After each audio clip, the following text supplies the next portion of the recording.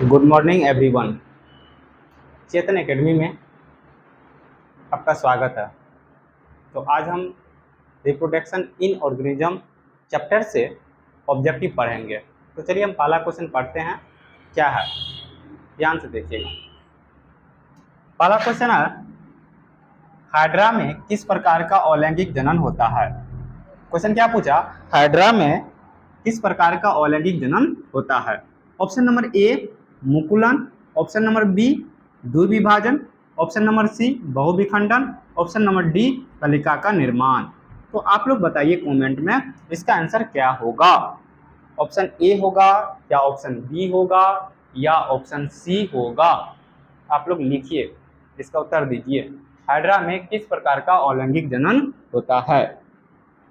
आप लोगों को हम बताए हैं किस प्रकार का अलैंगिक जनन, मुकुलन होता है या द्विविभाजन या बहुविखंडन या कलिका का निर्माण इसका होता है। चलिए अब हम उत्तर देते हैं। आप लोगों को पता है, हम आपको बताए हैं हाइड्रा में मुकुलन होता है। कौन सा होता है, मुकुलन। तो इसका जो आंसर होगा वह होगा ए नंबर। इसका आंसर क्या होगा, ए नंबर आंसर होगा। ए ऑप्शन होगा मुकुलन, यानी कि हाइड्रा में मुकुलन विधि द्वारा अलैंगिक जनन होता है। क्योंकि हम लोग जानते हैं अलैंगिक जनन का कई प्रकार होते हैं। तो एक मुकुलन भी प्रकार है, द्विविभाजन भी एक प्रकार है, बहुविखंडन भी एक प्रकार है, कलिका निर्माण भी अलैंगिक जनन का ही प्रकार है। तो हाइड्रा में कौन सा अलैंगिक जनन होता है, मुकुलन। कौन सा निर्माण होता, अलैंगिक जनन होता है, मुकुलन। आपको याद रखना होगा। ये क्वेश्चन आपको समझ में आ गया होगा। जो चेतन एकेडमी पर न्यू आए हैं वह चैनल को सब्सक्राइब करें, जिससे ये वीडियो और स्टूडेंट तक पहुंच पाए। अब हम लोग पढ़ते हैं दूसरा क्वेश्चन क्या है। दूसरा क्वेश्चन है, ब्रेड बनाने में उपयुक्त ईस्ट में कौन सा अलैंगिक जनन होता है। हमको क्या पूछा, ब्रेड। हम लोग जानते हैं ब्रेड, जितना भी हम लोग फास्ट फूड खाते हैं, ब्रेड बनाने में उपयुक्त ईस्ट में कौन सा अलैंगिक जनन होता है। ऑप्शन नंबर ए क्या कहा, द्विविखंडन।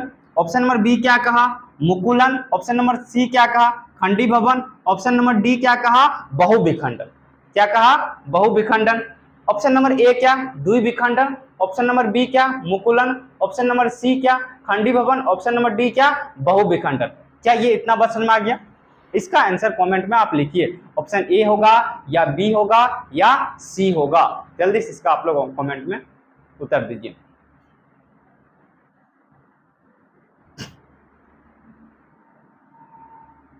चलिए अब हम आपको बताते हैं, जो इसका आंसर होगा वो आपको पता है, इसका भी आंसर होगा मुकुलन। कौन सा होगा, मुकुलन, यानी कि बी ऑप्शन होगा।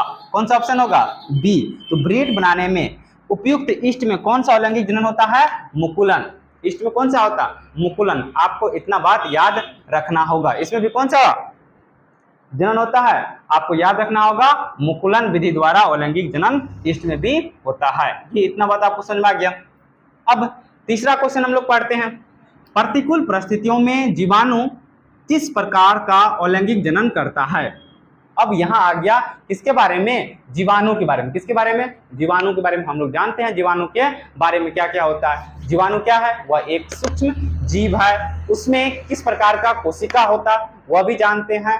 उसमें आपको पता है प्रोकैरियोटिक सेल होता है या यूकैरियोटिक सेल। तो हम लोग जानते हैं जीवाणु में प्रोकैरियोटिक सेल होता है। कौन सा सेल होता है, प्रोकैरियोटिक सेल, मतलब अविकसित प्रकार के सेल यानी कोशिका उसमें पाई जाती है। ठीक है। तो हमको क्या पूछा, प्रतिकूल परिस्थितियों में। कौन सा परिस्थितियों में, प्रतिकूल परिस्थितियों में पूछ रहा है कि जीवाणु कौन सा, प्रतिकूल परिस्थितियों में जीवाणु किस प्रकार का अलैंगिक जनन करता है। हमको यही तो पूछ रहा है ना।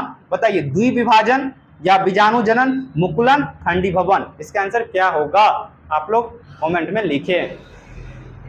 आप लोग को पता होगा, हम बताए थे जीवाणु के बारे में, वो प्रतिकूल परिस्थिति में और अनुकूल परिस्थिति में कौन सा जनन खास करके करता है। अनुकूल परिस्थिति मतलब हम ये भी बताएं, किसी भी जीव के आसपास के वातावरण और आवास और भोज्य पदार्थ उसके सुविधा के अनुसार उपलब्ध हो तो हम उसको बोल देते हैं अनुकूल परिस्थिति। क्या बोल देते हैं?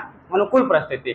और प्रतिकूल परिस्थिति मतलब क्या होता है? किसी भी जीव के आसपास के टेम्परेचर और भोज्य पदार्थ और उस आवास सही तरीके से या उसके अकॉर्डिंग ना मिले तो हम उसको बोल देते हैं, क्या बोल देते हैं? उसको बोल देते हैं प्रतिकूल परिस्थिति। तो प्रतिकूल परिस्थिति में कौन सा जनन करता है? चलिए अब हम आपको बताते हैं, इसका आंसर होगा बीजाणु जनन। बीजाणु जनन प्रोसेस यानी कि विधि द्वारा, बीजाणु जनन प्रोसेस विधि द्वारा खास करके ये अलैंगिक जनन करता है। किसके द्वारा?